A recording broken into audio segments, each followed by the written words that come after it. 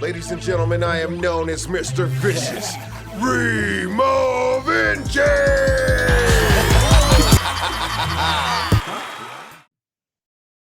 What's up, everybody? This is Mr. Vicious, Rimoe Vinci, and I am back with another vicious interview. And this week, I got an extra special interview for y'all. If anybody has been paying attention to my music, or if you listen to the interview that I did with Doja a couple weeks ago, then you will understand how important this dude is to me. This is one of my best friends and one of the dopest rhymers out of the state, out of the world, whatever you want to say. This is my homeboy, the Martian, Norm Marsh. What's up, my brother? What up, bro? For sure. It's been a while. It has been a while. It's good to see you, man. I'm happy that we're finally doing this. I know we've been trying to do it for a long time, and I know we had some technical difficulties already today, but it's gonna be dope, and I'm anxious to have everybody hear your story. You feel me? Yeah, for sure. Me too, bro. This Well, is dope. It's been a let's long get time right. coming. I know we've been talking about it. Say what All now? right. I said I know we've been talking about it, so it's about Yeah, that time we get it in. for a long time we've been talking about it. All For right. those who don't know, like I said, Norm is one of my best friends. This dude is somebody I used to work with. I can't say anymore, but I used to work with this dude, and he's one of the people that I attribute the music that I'm making nowadays to. You know, if it wasn't for him, I don't know if I would be doing half of the stuff that I'm doing right now. So I'm very grateful to you for that, my brother. And let's just get right on into it. Always. Always.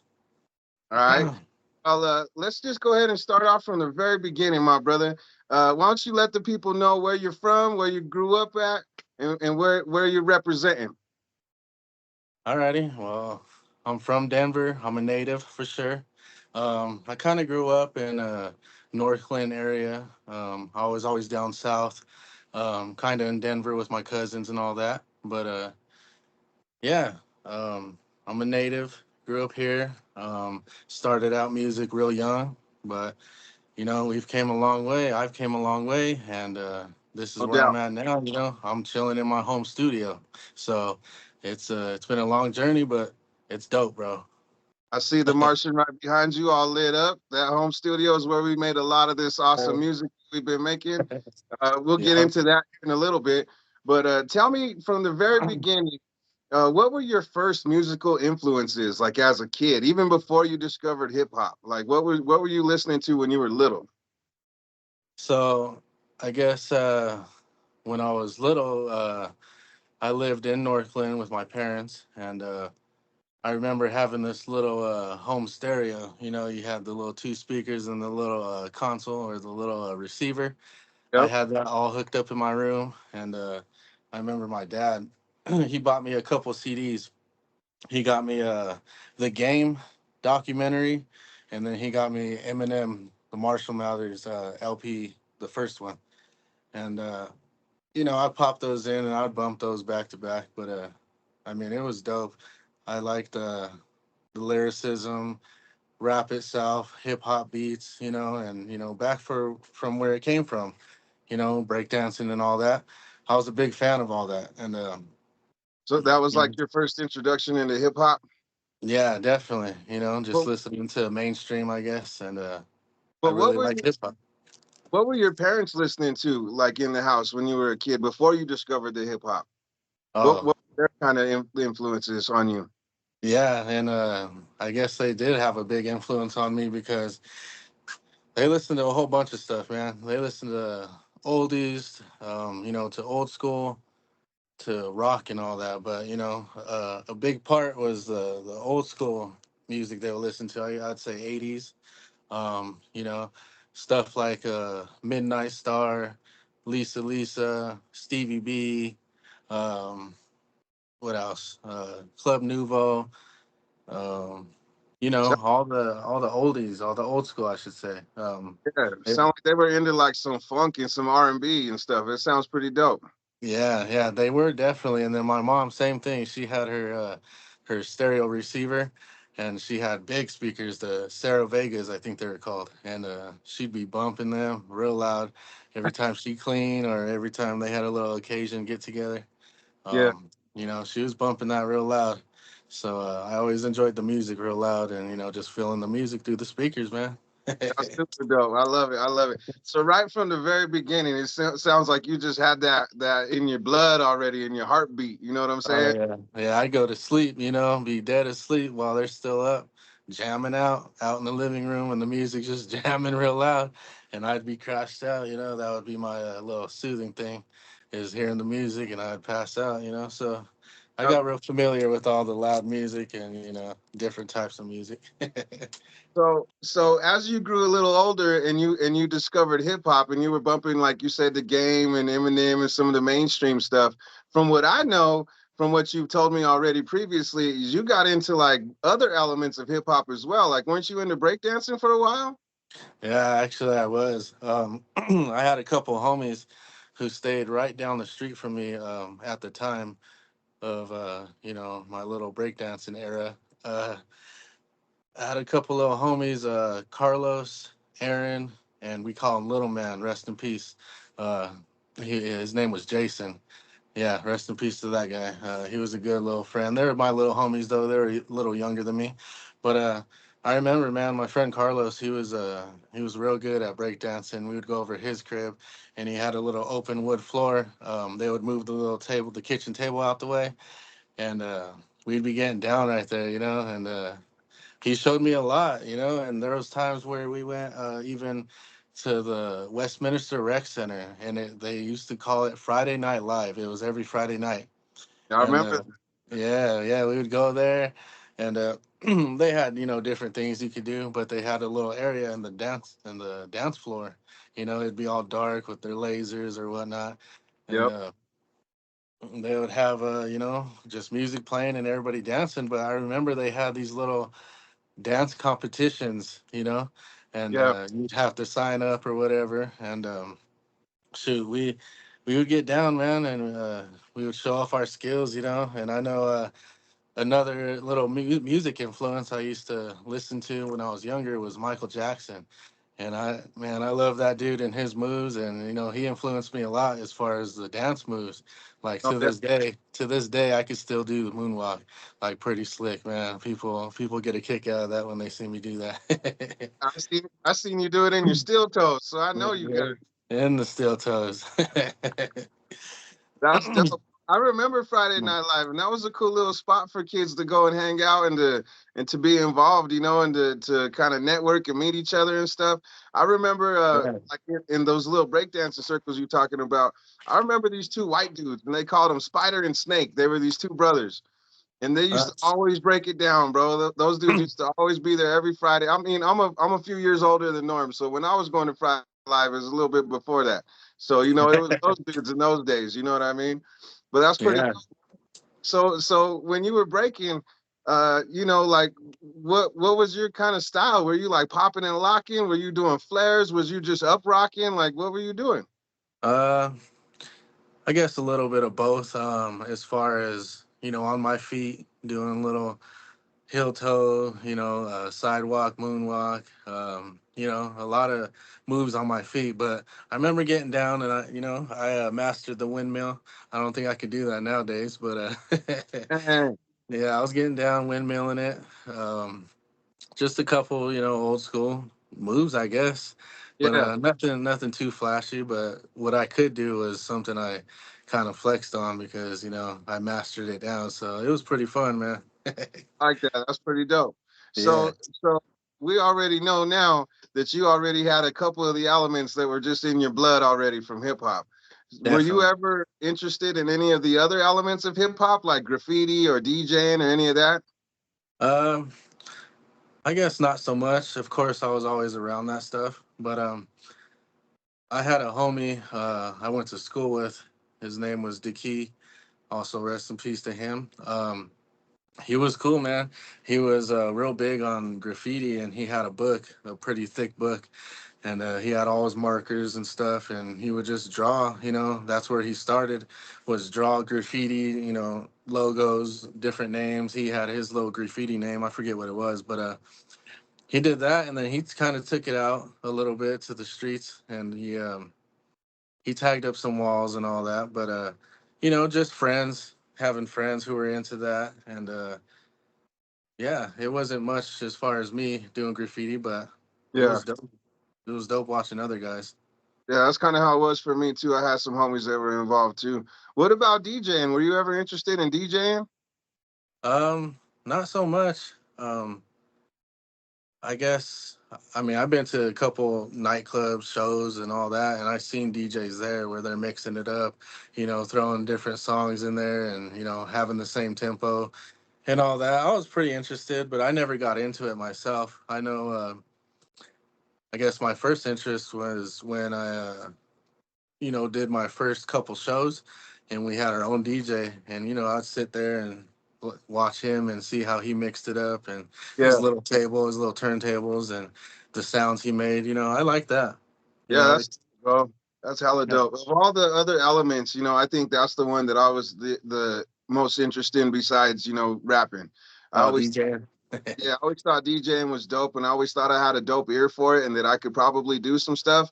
And my ex had actually got me some cool little turntables for Christmas one year, and I never even was able to figure it out, bro. Never got it working. I tried all kinds of different things, but I was never able to get it working. So I still got it. It's behind me right now, all packed up, ready to go. But it was kind of rough for a while because I was trying to get it going, but it just wasn't happening. Right, right. I feel you on that, man. So Yeah. when did you start feeling like you could rap? Because like you got introduced to hip hop and you was feeling it, and it was already kind of in your soul, in your blood. But when did you start feeling like you could actually do that? Well, it was crazy, man. I forget the year it was. Um, Probably right around 2006, 2007, maybe. Um, I had a couple homies who rapped, and they wrote their own lyrics and stuff, and I was always fascinated, man. One of my homies, Fame Angelo, he came around. He was a real tight homie with me, and he came around and he was carrying his little laptop, man, and he would show me his little raps that he had. Um, Same with my other homie, YJ. This dude, he started rapping real early in high school, even in middle school, but I didn't know him too much in middle school. But in high school, freshman year, I know he had his little demo CDs he would pass around. And I remember taking one CD and just popping it in my little stereo. And I was fascinated, man. I liked it. I was always a big fan of my homies. And I Yeah, was like, man, like these guys are pretty talented, and it's tight just hearing, my homie on the stereo, on a beat and who's rhyming pretty tight. So, we would kick it every now and then. And I remember we had a beat that they came over the crib and one of my homies was writing to the beat and I was like, I'm gonna try. I grabbed my notepad and I started writing down some rhymes, and right away I caught on right away, and I was on beat, and it was kind of hard to start a verse. I didn't know exactly what to say, how to start, or what to do, but I remember that was my struggle at first, was making that first initial bar, and yeah. once I'd get that bar down, it would come pretty easy and start flowing, man. And I guess we started making music together. And then I had a cousin, um, my cousin Kaylin, another rest in peace, man. That was my real close cousin, man. And KK Marsh, I mentioned him in the Rado actually. Yeah. Uh, yeah, he wanted to start rapping because he's seen me rapping, So anyway, it all started in my parents' house in my room. I had a little performance mic, and I strung it up from the ceiling, and it was hanging downward, And then I had my laptop, and then I had this little program that I use, and I use till this day. It's called Presonus. I forget what version it was back then, but Presonus Studio One. That's the one I use now. That's the studio I kind of started on, man. So I started recording myself on that little mic in the corner of the room.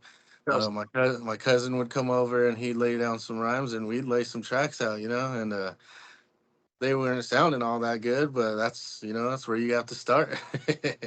And it so was dope. I want to go back just a little bit and like for those that know Norm and his music, uh, and those of you that don't, like, this dude is an incredible writer. He's one of the best lyricists that I've heard in a long, long time. And I was wondering, like, did you ever have like writing aspirations like before, or anything like that, like as far as poetry goes, or short stories or anything? Because you're a pretty good storyteller, and I want to know kind of where that comes from. Right, right. I guess I was always a good writer in school. I mean, I'll take it way back, and we'll go to elementary, like fifth grade. I Yeah. remember writing essays, and they weren't nothing too crazy, but that's kind of where, I mean, my writing started, to the handwriting. I would like having good handwriting, just writing in cursive. Um, and just making up good stories. Like we had to write an essay one time, and we just had to make up a story about whatever the topic may be. And I remember doing real good, in school, just my writing as far as that, and having a good storytelling type of you know type of thing going on. But uh once I got to high school, I remember taking this class. It was like language arts, similar to language arts, but we did do a poetry type series, in class. And we would watch this, what was it called? Slam poetry, something like that. Yeah. Um, we would watch it, on the little overhead, or the little projector, and we would watch different slam poetries, and we had to do our own. And it was tight because once I was writing my poem on whatever it may be, I would like to rhyme a lot. I was real big on wordplay, and Yeah. I'd rhyme my words while actually having some substance to it. And I remember we had to present, and I thought it was like a performance, honestly. But we had to present our poems in front of the class. We went to the lunchroom, and we had to present our poems. And a lot of people, they're real quiet, just reading off their little pad or whatever, and they're not much of a stage presence, I should say. They're just Yeah. reading, and it was cool. But I remember me, when it was my turn, I was almost rapping my poem, like I was rapping it out loud. And I remember everybody got a kick out of that, man. And they're like, man, you should you should start making some music, And at that time, I was already, making a little bit of music, but it wasn't, that far in. But it was actually cool, man. Poetry was a big part, of my come up. That doesn't surprise me one bit, my brother. Like I said, for those of you that are keeping track, like this dude again is an amazing lyricist, and when you hear any of his tracks, really, the amount of words that this dude can fit in a verse is ridiculous. So I just kind of figured that you must have had some kind of writing background. So that's why I wanted to ask you about that. That's pretty dope. Yeah, Now, man. a minute ago you mentioned YJ. You mentioned a few of your homies. When did uh when did Eighth Element come into the picture? Because Norm is an artist on one of the premier Denver hip hop labels called Eighth Element here, and he's kind of been with them for a minute. So when did them come in? When did they come into the picture and all that? Yeah, I'd say around 2010, 2011, And right how old around were the, you? I think I was 17 or 18 when, I made connection with Eighth Element. Um, I remember uh, the guys I mentioned, earlier, Jay and Fame. They're my homies, and I know they got into Eighth Element before I did. And I remember because Jay was making a lot of music in his studio. He had a home studio as well. But I remember that dude making music, and then him and that dude Fame, they collabed, a lot of times, and they were best friends. But they collabed and ended up making an album, and that album got a lot of, recognition. And one of the managers from Eighth Element reached out to, I think it was Jay, and you know gave him a little insight on who they are, and they were pretty interested in adding him as an artist onto Eighth Element. And I remember the picture they took. It was the manager G, Jay Fame, Chemist, a good producer that I know, and Boggs One, another producer, and they were all in the same picture. And Jay was holding up a shirt, I think, and it had something on that shirt. Basically, it was their record deal sign, with an independent record label, Eighth Element Entertainment, and it was cool, man. I remember I was proud of him, and so I stuck around. I stuck around for a while, and I was kind of the black sheep of the group because I wasn't, actually signed or part of their label per se. But I was always around. I would stick around. I would watch them make music. I'd be in the studio with them. They would hold meetings, and then I would show up to a couple of shows. And I was a big, like, I don't know how you'd say it, asset, because I would help out a lot, even though I wasn't part of their label. I'd help out with their shows, merchandise, ideas. I always had great ideas for songs and all that. But yeah, bro, they came into the picture, and I was sticking it out, sticking around, and I was a big fan of everybody on that label. As far as lyricists, there was a few different guys. Poetic, my main dude. That's my boy right there. Still Big doing up. music with him. But I was always a big fan of Poetic, man. As soon as I heard him, I was like, wow, this is what I like. This is my comfort zone as far as doing hip hop together with other people. And then there was Next, Next of Kin. Uh, Another big homie. He was one of the main lyricists, the general on Eighth Element with Poetic, and then there was Jay and Fame, and of course they had singers and all that. I remember Ants. He was a singer, and he was a real damn good singer, man. And so everybody would collaborate. They had producers, they had Boggs One, and they had Chemist. So they had all the material that we needed or they needed at the time, and they would make great music, man. They'd go to Colorado Sound, and that's one of the great studios out of Denver, man. I've been there a few times, and I remember my first time showing up in there, and it was just dope. A dope setting. It was cool to be in there, cool to just be in the presence of all this talent. I liked it a lot, and eventually, sticking around for so long, they noticed me. They noticed me a lot because I started making my music. I started pushing, pushing forward, making myself known, making myself heard. Um, I started doing shows with Jay, being his hype man. But then I was like, hey, like let's do some of our songs and let's perform what we got.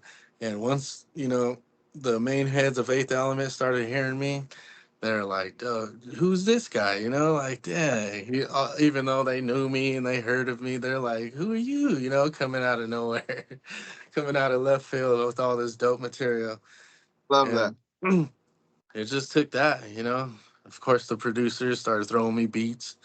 Um, and yeah, I started rapping. And When did they approach you about actually joining the label, like officially? man, Was it around that time, or did it still come a little while later? it came a little later, man. I was in the background for a while, but, like I said, I started pushing forward, making myself known.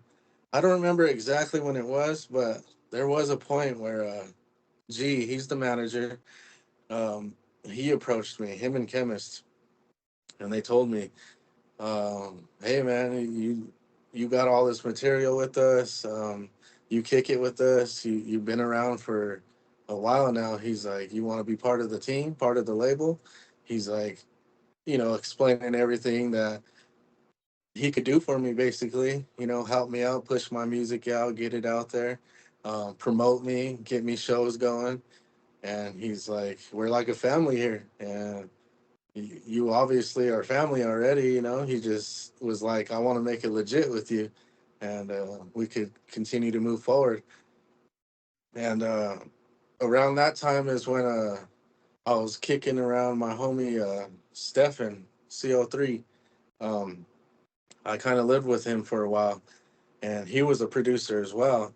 So Man, when we would kick it in the studio, he'd make beats and I'd flow on the beats, and we just made good music together with Eighth Element, and it shot from there, and that's when Stefan became, a producer on Eighth Element. Um, he was same friends with all the dudes and all that, so he would be around as well, but he became a producer too, right around the same time where I got signed on. So he came in the picture as well, and we all collabed together, bro, and it was dope, and yeah, we made good music. That's a sick roster, bro. Like I'm a big fan of CO3 and YJ as well, and Poetic.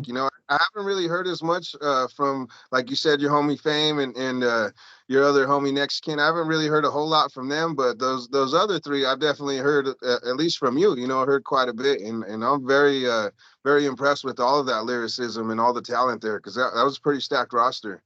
Right? Yeah, So bro. when did you start like working on your own solo stuff? Because you actually got quite a bit of stuff out there. For those that don't know, go peep it out. Right? Yeah. I guess it just came with doing all the collabs.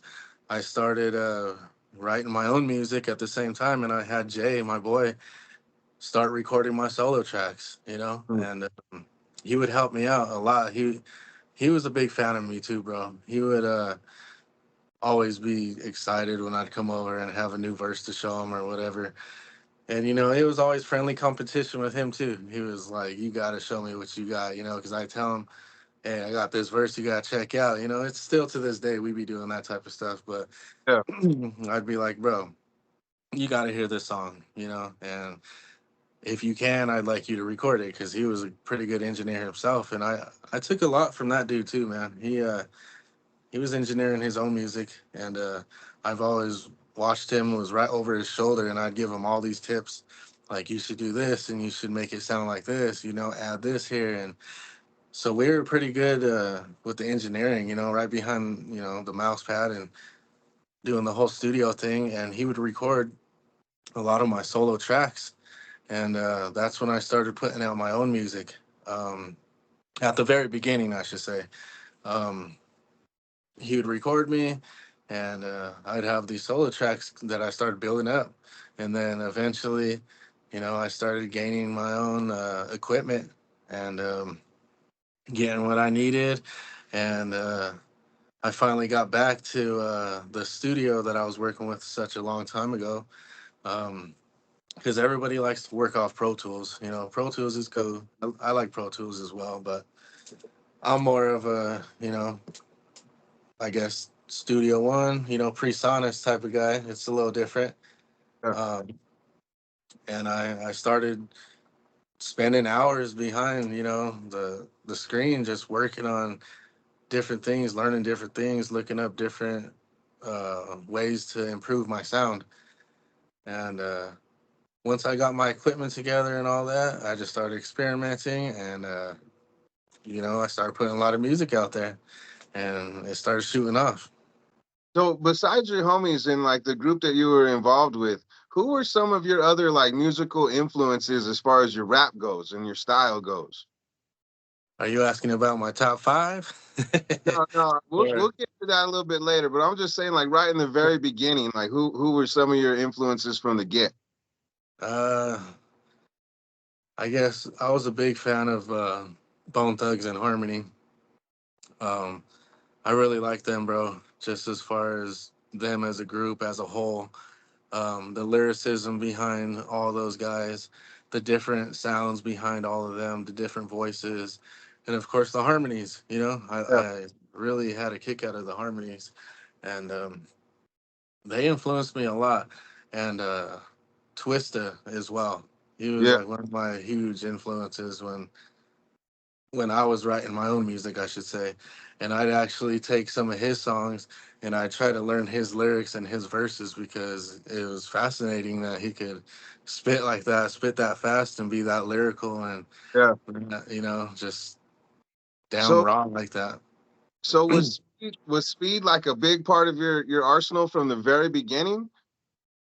Yeah, yeah, it was, because like I said, with my homies, they would always make it a competition type thing, Yeah. and they're spitting fast. They're throwing some words around, and so it became that, like I was like, I could do that too. Not only liking, the fast rap, I was like, let me see what I could do and how I could, contend with all these other fast rappers. And that was my thing, man. Once I knew I could, put the syllables together, get the cadence down, and start spitting like a chopper, I was like, yeah, I love this style. There aren't too many that I heard, especially from here, that got your kind of speed.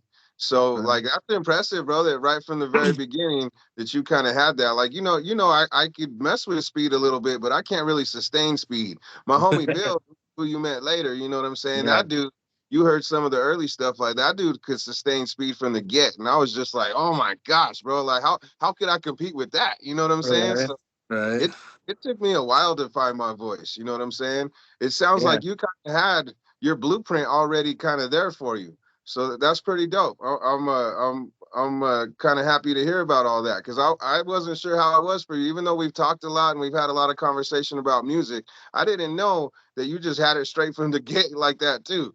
So that's kind Yeah. of dope. Yeah. I mean, obviously, it took a lot of practice, a lot of, trial and error and sounding not so on beat, but hey, I got it down and it started coming, man. Because it's one thing to have speed, but a whole nother way, a whole nother thing to be able to have speed, but to be able to be understood still too. You know what I Yeah. mean? Because there's Yeah. some fools that throw speed around and you don't even know what the heck they're talking about. You don't know what's going on. Like, it's just like crazy syllable after syllable, and Yeah. it's hard to keep up with. As the Yeah. listener. You really don't necessarily have that problem. Like you're able to engage your listeners pretty well and still maintain that speed. Right. I think I came from that though. I came from that when I first started. There was tracks I did where you're like, I don't even know one word you said. Or, even my homies, they're like, I don't know what you said, but that was dope because it was so fast. But That's that's, like I said, trial and error of yeah. me listening to myself, and a lot of mumble jumble was where it started. And then in time and years it came, and I realized, the clearer I get, the more understandable I am, the more people like it, especially when you do shows. I've gotten many compliments at a show where I would spit one of my stage. I had compliments, like, man, like, not only do you have some crazy speed, we could understand every word you say, and that's a great compliment to get from somebody, because it's not Yeah. only the speed that I'm flexing, it's the content that, you're hearing, and the story I'm trying to tell with, using my speed. Especially at a show to get compliments like that from like a performance. You know what I'm saying? Performance Yeah, mics. Because in the studio you could manipulate sound, you could do all kinds of stuff, you could get yourself sounding as clear as possible. But when you're on, exactly. there is none of that. You know what I mean? So that's just all got Right. to be raw talent. So that's pretty dope. Yeah. Can we? We'll get back to the music here in a second, but I wanted to talk to you about something else here in a minute, here for a second too.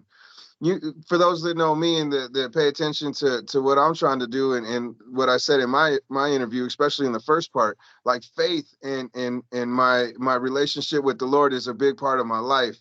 And that's also something that we had connected with. And I know that your faith journey has also been very important and very influential for you in your life as well. You want to Yes, talk, sir. talk us through a little bit of your faith journey and what that's been like for you? Yeah, man. I mean, I'm glad you mentioned that because I guess some people wouldn't really know or really understand that walk, because it's a whole different, faith walk. Um, I'd say around 2015, 2016, I came to the Lord. And in 2016, I actually got baptized a second time, because I understood what it meant to believe in Jesus and, claim that he's my savior and want to be born again in the water and the spirit. And when I first was introduced to it, I didn't really understand. I didn't know what it took or what God was really about. but I was younger. It was around the time where I first. I mean, it was around the time where I had my daughter Mia. Um, her grandpa. He introduced me to the Bible. And at first I would kind of give it a little pushback, and I was thinking, he was trying to push something on me that I didn't really want, and he was, trying to force me into something that I didn't really know about or want. But I actually gave it a chance, man. I gave it a chance, and I started, reading my Bible, going to church more, and I really committed my life to the Lord around that time. And we're all sinners. We're not perfect, but it was really, you know, serious with me, with my faith at the time, um, to where my whole life, took a 180 around that time. And I became saved, saved by Jesus. And my whole life was different from that point on. And I don't know if there was an exact moment or time where, this happened. I know it took a little time, but it was a real change for me, like I accepted God and Jesus and what he did on the cross for me, and I accepted him in my heart, and my life began to change. I began to lose friends, um, and things were different. My crowd was different, my lifestyle was different, and of course, we all have our, flaws, our downfalls, and I began to fall back into the world a little bit, and what I mean by that is I began, being a little more selfish, a little more self-centered, um, relying on my desires and doing what I wanted to do, as far as getting back into drinking, drugs, smoking weed, and, just hanging around the wrong crowd. Um, but there was a good, chunk of my life where I went back down and came back up. That's what happens. You fall Yeah, down, you get back up. And it's been a pretty good journey in my life, and I could say now that my faith has grown stronger in the last couple years, especially talking with you, bro. I know there's been times that we had and times that we shared at work, and bro, you brought a lot out of me, and it was real touching to me, bro. To be honest with you, like we shared our moments, and we both were in some situations that we didn't know if we were going to make it out of. And us talking to each other, sharing each other's faith, and what we had going on and what we needed to do, to rely on with God and what he could do for us. It really brought me back. And I've been going to church a lot more. I've been, in my Bible, reading the word, and trying to get closer to, God, and living that- that lifestyle again. that's dope, my brother. I appreciate the kind words there, and I'm proud of you, man, because I have seen the journey. At least, since I came into the picture, I have seen the growth in you and all of that, and it's awesome to watch. It's cool to see, you know what I mean? Because I saw you when you were still in that dark place and still in that other part of the world, like you were talking about, and to see Right. where you are now is just like you've grown exponentially from there, So I appreciate being able to be a part of your journey, and I feel honored to be a part of it. So that's dope. I feel like that's what we're called to do anyway. You know what I mean? We're called to be able to be some sort of a light source for other people. You know what I mean? Whether and see, this is the thing about it, like I kind of brought up in my interview as well, like it doesn't mean that anybody is holier than thou or any of those kind of things. It's like we're all just trying to help each other get to that next checkpoint, to the next thing, and try to keep building each other up instead of breaking each other down. Because that's what society kind of has us doing a lot of times, is breaking each other down. And us as men and as fathers, I think it's our responsibility to lift each other up. And like you were saying about how my influence with you, that goes in reverse as well. You know what I mean? Like you have also been a huge influence in me as well. And you've helped me reach new heights in my own faith as well. So I'm very appreciative for you and your influence as well. So thank you for that. Oh yeah, much love, bro. You're welcome. Um, I love it too, and it's even reflecting through the music. Back to the music. I'm trying to, put my message out there and what I believe in, and try to lift others up, just like you said.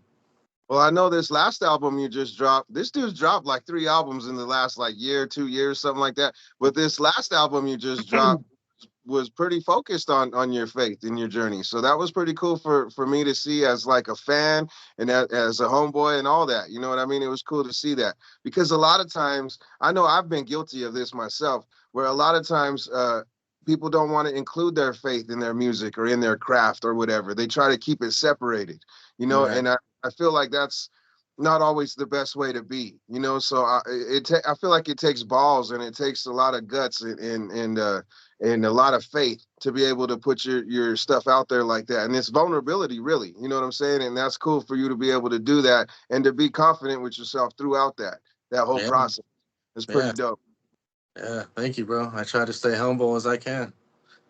And you really are, bro. Like, to be honest with you, like I said in the beginning of this whole thing, like, you know, you got it, bro. Like, you got some of the most incredible talent that I've ever heard, and I've heard a lot of dudes from here. You know what I'm saying? So, like, to know that, and just to know you as a person, like, you're not somebody that holds yourself above everybody else and keeps yourself in that high position. You're somebody that also likes to try and help build up other artists, build up people in general, like, when we were talking about stuff that we went through in our work life.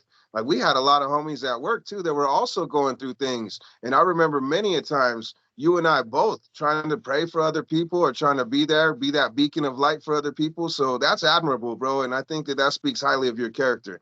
And I think that people need to know that kind of stuff, because I know you won't say it yourself, you know what I mean? So I got to bring it to people's attention, so that's pretty dope. Yeah, So bro. let's get back into the music for a minute again too. You were talking about how early on you were interested in the engineering process as well, and how all of that goes. And that whole studio dynamic is like such a cool environment to be in. Like, anybody that's been around me and in any of the studios that I've been in, they're just like, it's infectious. Like, it's cool to be involved in that whole creative process. So, Right. so as it relates to this whole engineering thing, like, you obviously learned stuff from your homeboys, but a lot of this kind of stuff is self-taught. Like, I know you kind of just had to go through your program and just figure things out. And I know you still kind of do to a certain degree, because when we're working on stuff and we're trying to get things going, we're just playing around and trying to figure out what works best and what we could throw in here and what we could throw in there. Like, that whole thing, as far as engineering goes, is a whole skill up into itself. And for you to be able to not only control stuff on this side of the mic, but on the other side of the mic as well, is pretty dope, bro. Like, have you ever thought about like making that a bigger part of your career? Like, as far as like recording other people? I know you record like me and your other homeboys and stuff like that, but have you ever actually thought about like opening up like your own studio and actually providing that type of service for people? Um, to be honest with you, no, I haven't. I've been in and out of a bunch of studios, bro, and I could just say that I have a good ear. Um, I have a good ear for all types of music, and when it comes to the studio, I've been in different ones, and I've heard professional studios and how they do their work and how they navigate through everything. And I've been in studios, that were smaller, homies and other friends who actually have studios and who are trying to do that. Mhm. Have their own little spot they rent out, build their studio, and they have people come through and pay for studio time. And I've been in and out of all those studios, and I've always watched and I've always had, this fascination for, just engineering somebody's music and somebody's vocals.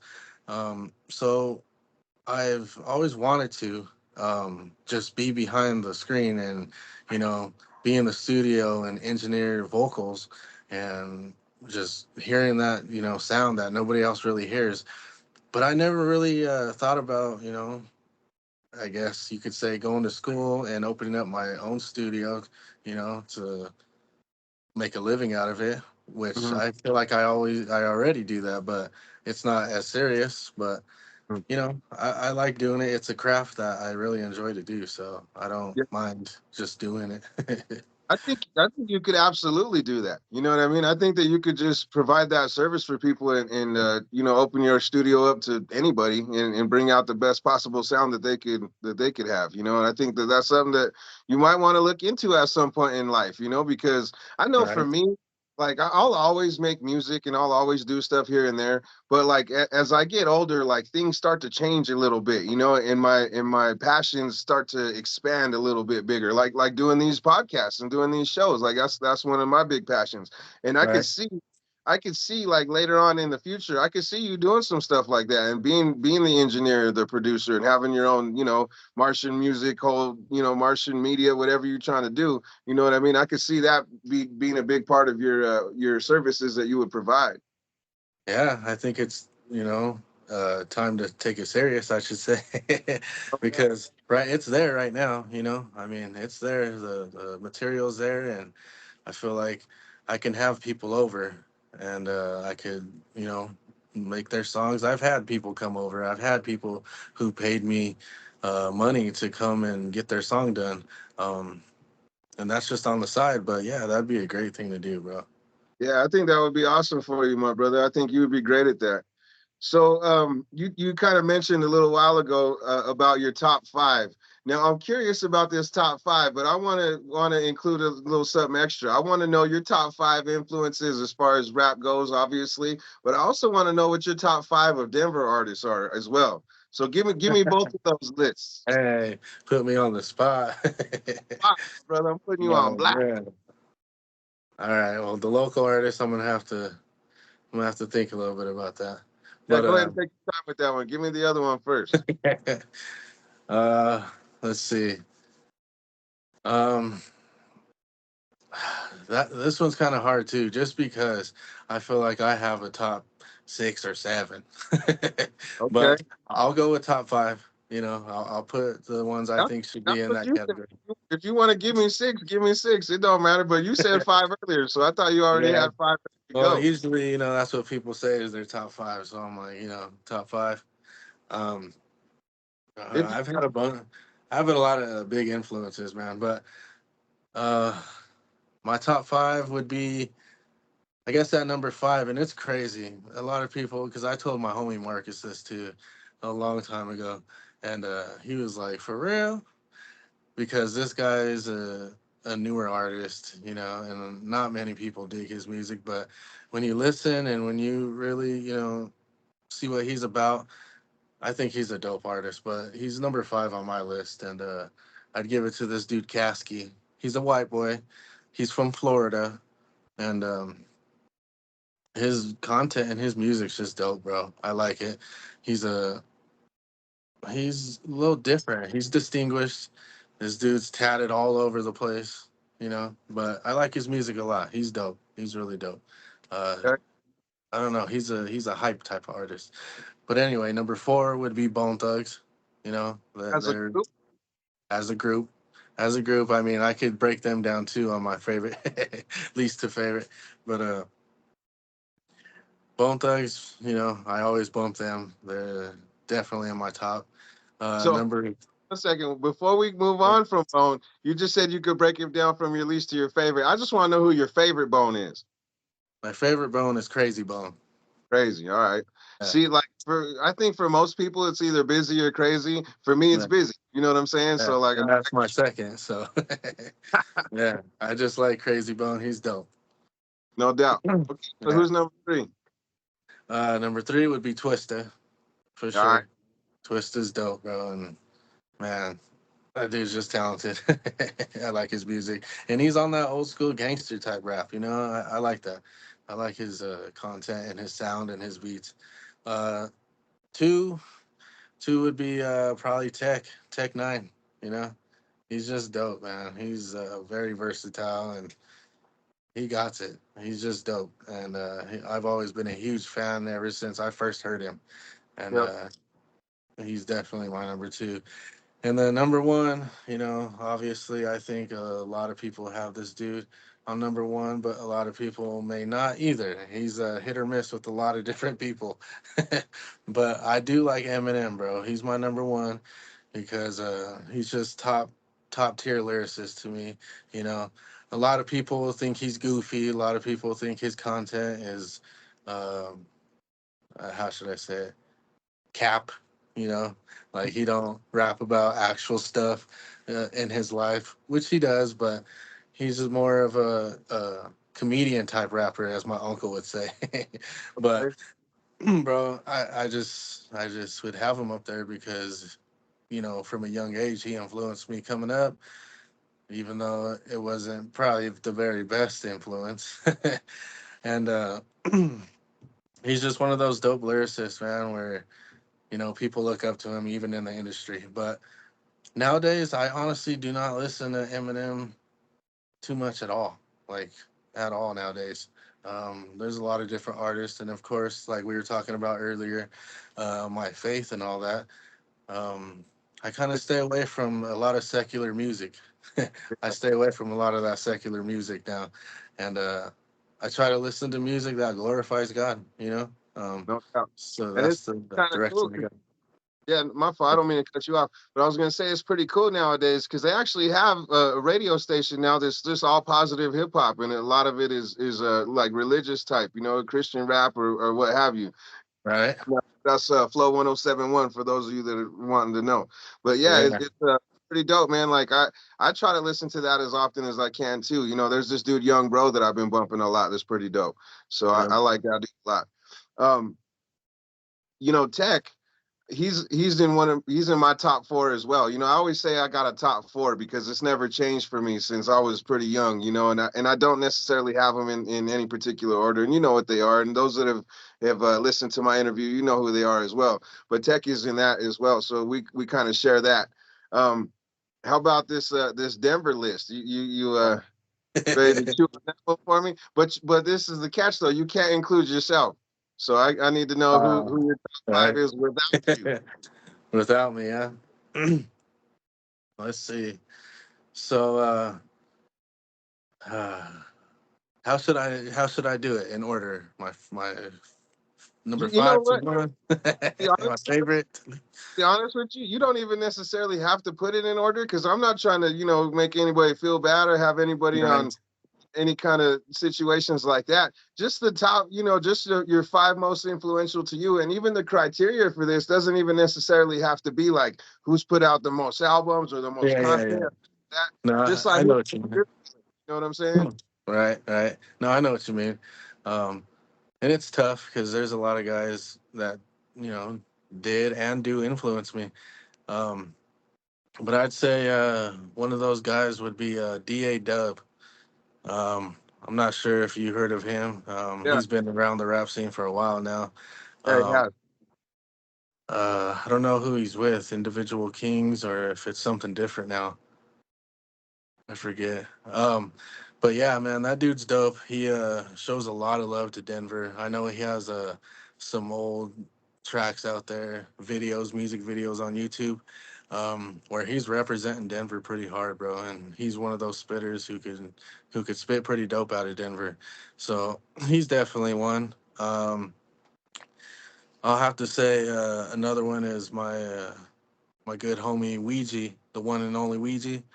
Um, He's actually out of Springs, I believe, and Mhm. he's been rapping in the game for a long time now too, and he's had albums out there when I was barely starting my little journey, and he's one of my favorite, hands down.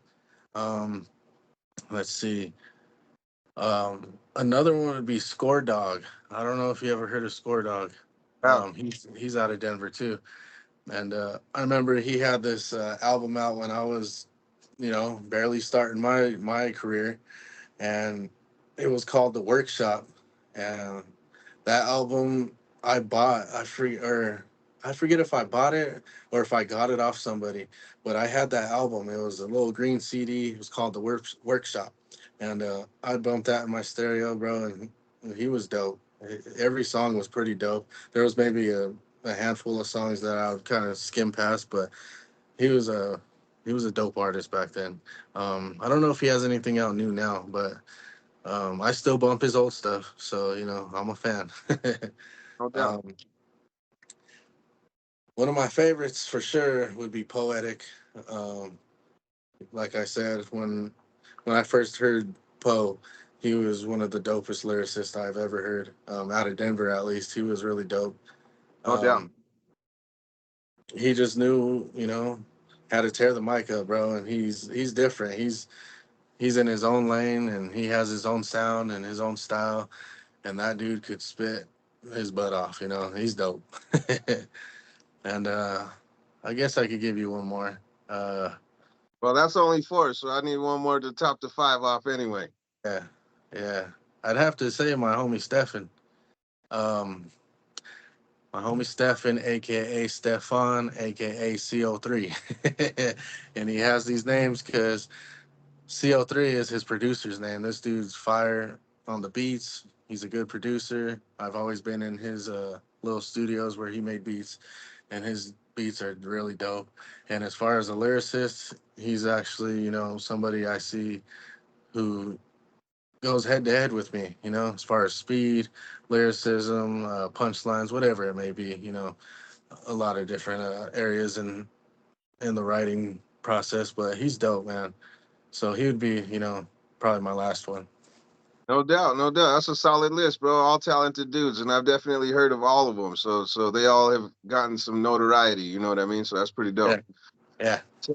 So as we're kind of getting to our hour mark here pretty soon, I want to know, like, if you could give these people a little bit of like where they could find some of your stuff, or like some of the albums that you would like to promote here and let people be aware of, so they know what to listen to Right. or find Um, you. yeah, yeah. So unfortunately, I'm off of all the socials right now. I really don't plan on going back on any socials. I know I should. I know social media, TikTok, Facebook, Instagram are good platforms for promotion and all that. I did have all that, but I decided to, clear my mind, better my life, and stay away from the socials like that.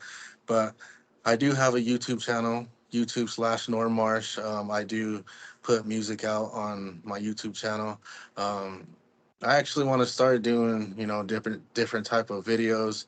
Um, like maybe even this interview could go up on, my channel as well. I don't know how you really do that, but it would be dope just to have an interview of me on my channel so people could see through, my subscribers.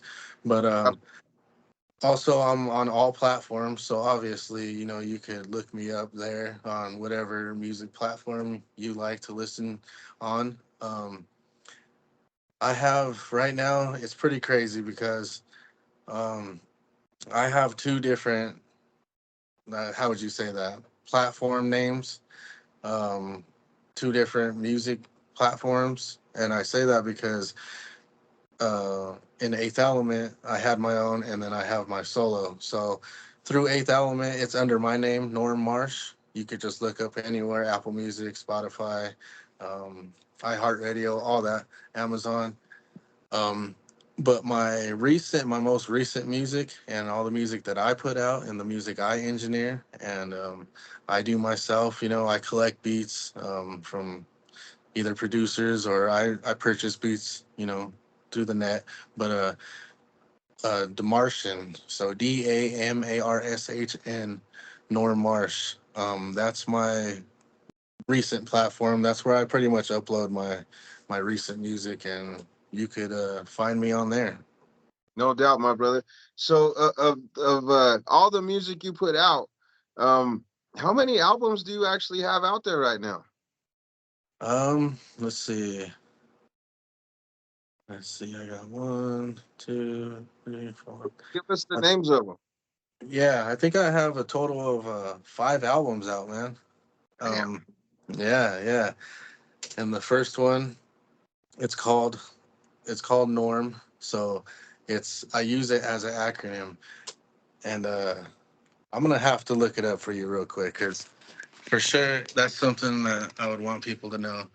That this album is an album I did while I was with Eighth Element. It was actually one of my first albums. Let's see. And like I said, G of Eighth Element, he helped me get this album out. and he helped me with the cover, and he helped So, me out, with the whole process of making that album. no doubt. But anyway, sorry, I had to look this up because I haven't used this, and I think it's pretty dope. Because just like your name, how you have an acronym in your name, um, that's what my first album was, and that's kind of what I was going for as far as my rap name. I was going to use Norm, and that standed for natural occurring raw material. You know, Oh, okay. Yeah, I like that. That's pretty dope. that's kind of what I named my first album, just Norm, but that's what it standard for. And in the album cover, you could kind of see me in a storm tornado, natural Okay. occurring raw material. So it was dope. It was one of my funnest albums, I should say, because it was my first album I was putting together, That's dope. My No, I'm a second big album, fan of acronyms, so that's right up my alley. I'm gonna have to peep that one out. yeah, it's one of my older ones. So you'll definitely have fun listening to that one. But the second album I put out uh, was called the Breakaway album, and that was one of my more that's how do you put it, more intimate albums. When I'm talking about myself and my struggles and how I came up, um, and that's why I called it Breakaway. That's a pretty dope album as well, man. That's where I first got introduced to you from. Like, like when we met at work and all that. That's the first one that Oh, you yeah, would yeah, that was the latest one I think that you had put out that I got to peep. So yeah, yeah. that one. There was this one track on there that Troubled Love. Man, that one just had me kind of stuck for a little bit. You know what I mean? Like that track is a dope track. I really like that one a lot. That's one of my Thank you. favorites. Thank you, bro. And that was one of the funnest tracks I've done in the Colorado Sound. We were in the big studio, and when I featured Davincia on there, she sang that thing really dope, man. And it was dope watching her perform the hook in the studio in the booth, and then me just putting it together, and then having the Jesse, the engineer, put it together, man, and on Chemist Beat. That was one of my, favorite tracks on that album for sure. Yeah, that's a good. And then my third album would be what I call that album? The more recent one, Area 5280. Um, right? That's what I call it. Yeah. And that's kind of based off the whole the whole gimmick, I should say, of The Martian. I remember my homie Rome, um, King Rome. Shout out to Rome. This dude, man, he's one of the dopest lyricists too. He should have been on my list. I don't know why I didn't mention him, but he's dope, man. I remember when he got introduced to Eighth Element, I was like, dang, this dude could spit, man. And when me and him were doing music together, he was like, bro, he was giving me mad props, He's like, your stuff's so dope. He's like, your stuff's so dope. You're not of this world. You're out of this world. He's like, you should go buy The Martian. And he's like, like your last name, Norm Marsh. He's like, the Martian. And then, I found out the way I wanted to spell it, the Marsh and so the Martian. And I guess I took on that, and ever since then, it's stuck and it's dope because, I'm different. I don't sound like many other guys out here, but I like it. And that's kind of what the theme was of that album, Area 51, Area 5280. I think I pulled that off pretty good, man. And that's one fun album too, man. And I know you're on that album a few times, and the songs we done on that album are so dope, bro. And I have a lot of features on that album as well, so that's a real collaborative album. Yeah, I love that one. And when you told me the name of it, I was like, that's freaking perfect, bro. Like there is no better possible name that you could have came out with other than Right. that. Like, that was the best possible name. So that was pretty dope. So Yeah. what came after Area 5280? Yeah. Speaking of that album, though, shout out to C's. He helped me out with that cover, man. And that cover put it all together. We went out to Boulder and we found a cool spot. I ripped up my shirt, made the whole look cool, and he took, a good amount of photos for that album cover. So shouts out to that dude. The album after that, I try to bring it in, I try to bring it in as a spin-off almost. of Area 5280, and I called that one After Crash. And kind of after I landed from my own planet, came Yeah, down, and it's after I done crashed down, and I really came hard on that album, and I had some features on that album, but that album, I came hard, and have a lot of bangers on that album, a lot of straightforward, um, straight to the point, cocky type, tracks, and it was dope. That yeah. one was, I think your boys featured on that one too.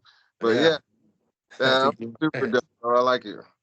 yep. Be And honest with you though, I think that's the one. I think I only have one feature on that one, and I think that's the weakest of all the features I got with all of your stuff. You know what I mean? You already know that's the one that we're all very critical of ourselves as artists, and for me, I feel like that's the one that I came the wackest on. So for those Hey. of you that keep it out, be kind, all right? Be kind to your boy, all right? Hey, I like that song though that we did, man. We're representing Denver. We got the one and only Ouija on that track, so I think we did our thing, and I don't think you should put yourself down like that because it was dope. You already know me. You know, I'm very self-deprecating, so that's just what it is. But yeah, bro, I'm very honored to be able to be a part of them because I think I'm on this next one, this last one as well. I'm on the track on that one, so I'm very appreciative for being able to be a part of all that. Tell them what that one is. Which one are you talking about? The last album? Yeah, the latest one. Yeah, because Yeah, that's yeah, the last one, right? yeah. So my latest album, I did take another approach, different approach.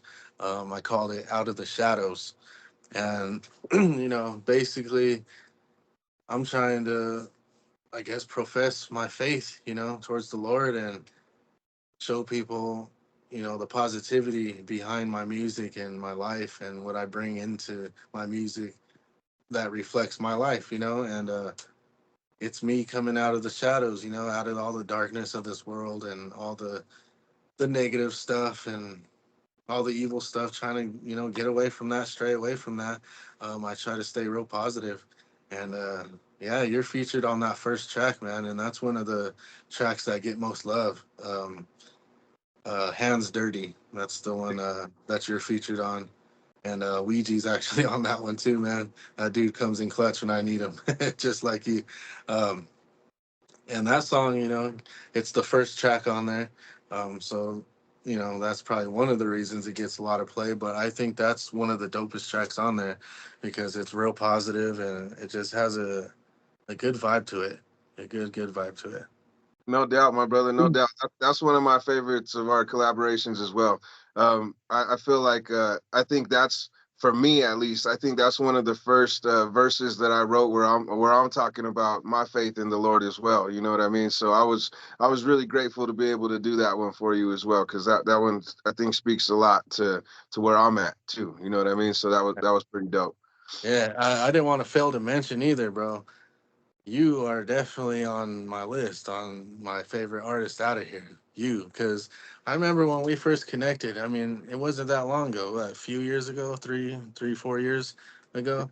I remember you were, you know, kind of interested because I don't know if you heard from one of our other coworkers or if you just heard directly from me that I rapped. But I remember you were giving me compliments on one of the tracks I showed you. And then I remember when you showed me some of your tracks on YouTube, I was like, where you been? Like, I've never even heard like nothing like this. This is dope, bro. And I thought you had your own unique style and you were dope because you had that dope lyricism as well and that wordplay. And I'm like, man, nobody's coming like this. And it was uh, like reminiscent back on my homies back in the day because not all the time or my homies gonna be up on that level, but when I heard you I was like, man, this is like flashback of some dope stuff I haven't heard in a while. So I was glad when we ran into each other and then we started making music, and what we made, bro, is awesome, and I'm excited to see what we have for the future. I agree, my brother, and thank you for saying that, man. That means a lot to me because you're definitely like I keep telling everybody, like you're one of the dopest out here.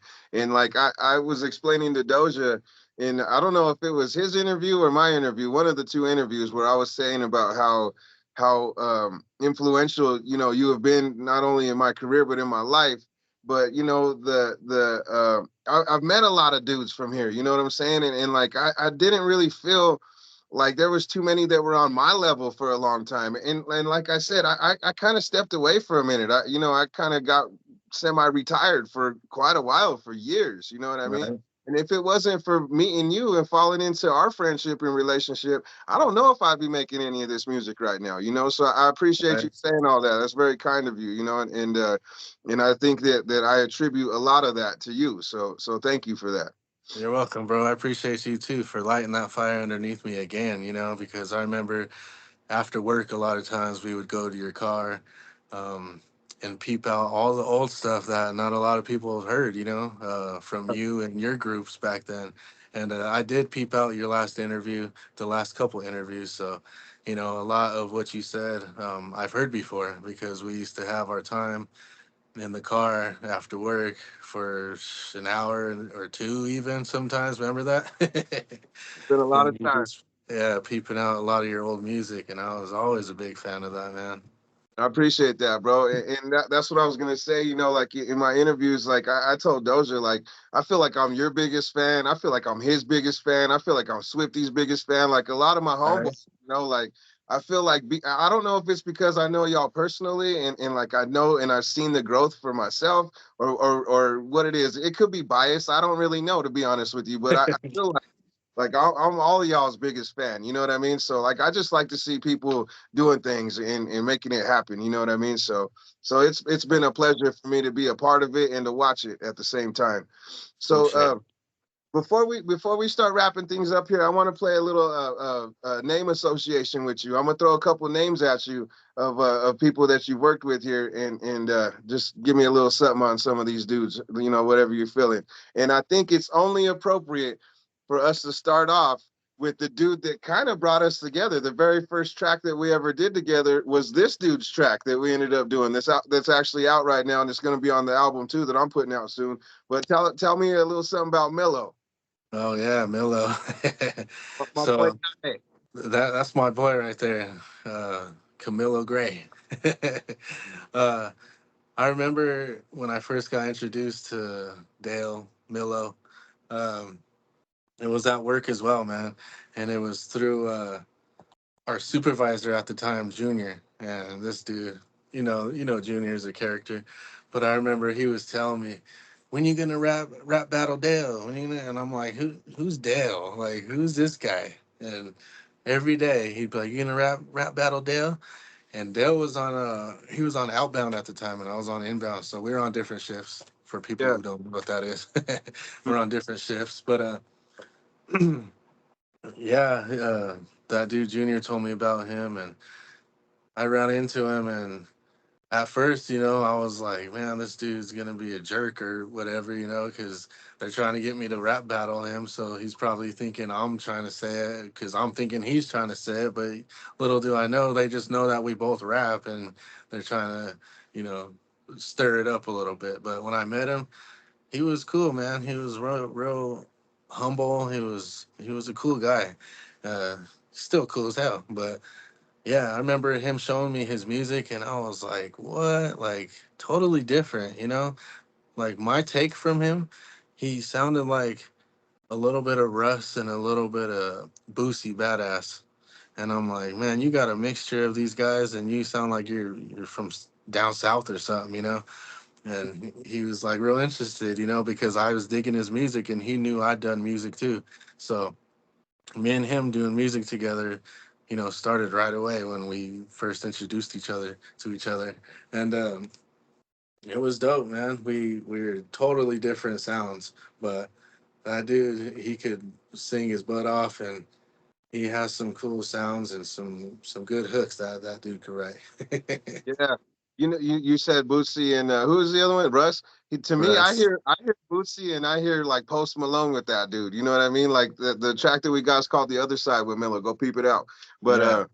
that one, bro, like that's all I hear from that dude. You know what I mean? It's straight up Bootsy meets Post Malone with some Denver flavor with it. And that dude, he's just got a lot of talent too. And he's also one of our brothers in faith. You know what I'm saying? So Yes, much sir. love to you, my brother Milo. Yep. Shouts out to Milo. The next name I want to throw out to you is DP. Say a little something about our boy DP. Oh yeah, my boy Derek. Yeah, so it's funny because we be like all these guys are from work, and DP. I didn't know he rapped at all. Like I didn't know he got down like that, and he was one of the most humblest guys that. My bad, everybody. We've been talking about technical difficulties this whole time, and we both just had a couple. So here we are back. And Norm, when we left off, you was telling me a little bit about DP. So go ahead and say what you was going to say about DP real quick. Yeah, so my boy Derek DP, met him over at XPO, and I remember showing him some of my music. But what I do remember, because I didn't think he rapped or anything like that, um, I remember one of the supervisors over there, Juan. Uh, I don't know his last name, but Juan. They were out in the parking lot. Yeah, we don't need all that.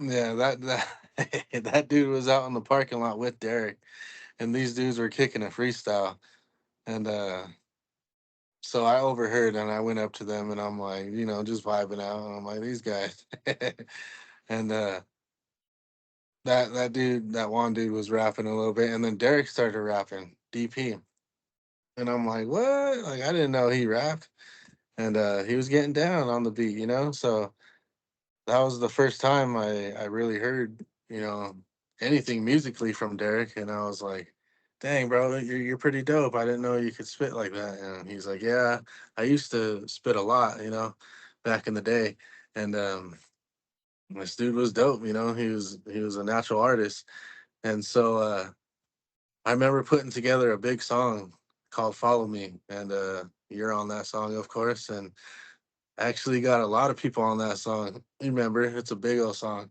Oh, and yeah. that's out on all platforms as well. Follow Me. So if you haven't heard that one, you gotta definitely check that one out. That's one of our you know, good chopper tracks and just big collaborative tracks. Um, but I remember showing DP that track, and he was he was loving it. He was fascinated with it, and he liked how everybody was spitting because when I showed him, I think there was maybe three or four of us already on it, and I was like, "So you want to lay a verse on it?" And he's like, "For real?" And I'm like, "Yeah, bro." And he's like, "Yeah, I could write something to it." And I was like, "I'll put you in the very beginning as well, just to introduce yourself, in the track."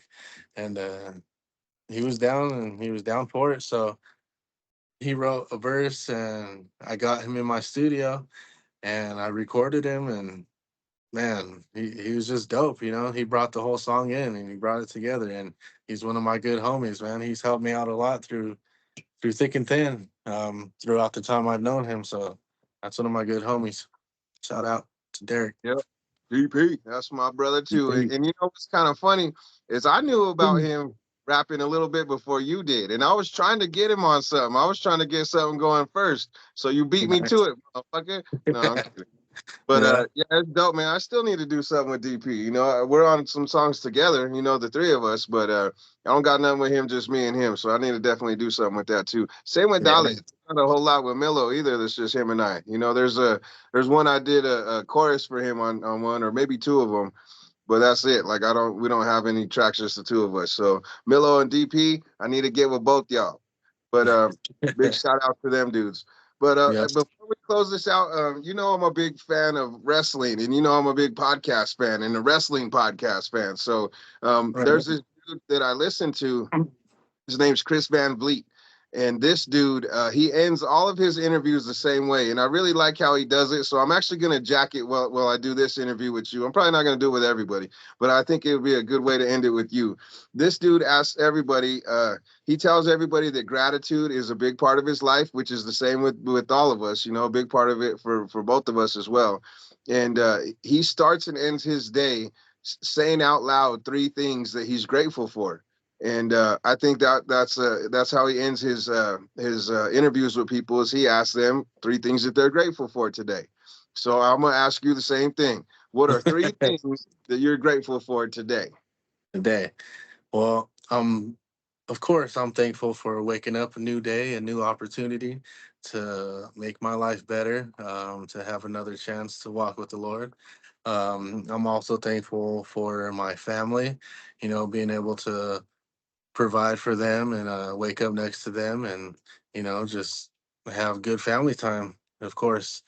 And I'm thankful for this music studio that I'm sitting in right now, man, because I could wake up Saturday morning, whenever it may be, whenever I have a day off, and I could get in the studio and cook up some stuff and get to recording and lay a great track down. I just recently laid a track down with Stefan, and he sent me over a beat. I started writing to it, and I loved the beat, so I started writing to it, wrote the hook, and I asked if he wanted to be on it, and he said sure. So I got him on it. He wrote his verse within a day, and we knocked a great track out, man, within a couple days, and recorded it, finished it, and we're looking to drop it here in the near future, real near, actually, probably. If not this Friday, next Friday, we're gonna be dropping this song called Poseidon, and really dope track, man. He made the beat himself, and we get down on that track. So I'm thankful for waking up and being able to get up in the studio. Nope, those were three great answers, my brother. Well, I'm grateful for you, and I'm grateful for you giving us this time and sharing some of your story with us. This has been a pretty awesome interview. Like I said, a long time in the making. So thank you for making it happen with me, my brother. And I don't know. I guess that's about it, my dude. You already gave everybody where they can find you at, or where they can't find you at, and Right. and where they can find all your music and peep you out. So anybody out there, give my boy Norm a listen to. I guarantee you're gonna like it. And if you don't, Cut. Yeah, man. Appreciate you, bro, and I appreciate you for getting me on here. Like you said, it's been a long time coming, and I'm glad we, knocked this out of the park. I'm looking forward to whatever we got working next, what projects or whatever it may be. Let's get it done. Right on, absolutely man. appreciate you. Thank you, everybody, for tuning in. Until next time, this is Mr. Vicious for Norm Marsh. Thank y'all very much. Peace. God bless.